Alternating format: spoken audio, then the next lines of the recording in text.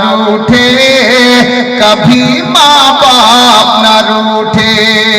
ভাই ওই ছেলে দুটোকে বলবো বাবা বেঁচে আছে, বাবা খেয়াল রাখবে, বাবাকে ভালোবাসা নবীর সুন্নাত।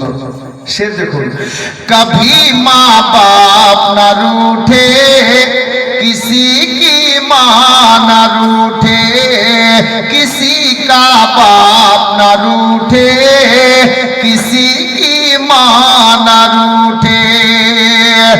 माँ अपने बच्चे को कैसे रातों में सुलाती है, खुद भूखी सो जाती है। माँ खुद भूखी सो जाती है, बच्चे को दूध पिलाती है। खुद भूखी सो जाती है, बच्चे को दूध पिलाती है। तो माँ की अजमत जो ना समझे, जन्नत को तरसे, कभी माँ बाप ना रूठे, किसी की माँ ना रूठे, किसी का बाप ना रूठे, किसी की माँ ना रूठे। জানি না কার কার মা কবরে চলে গেছে।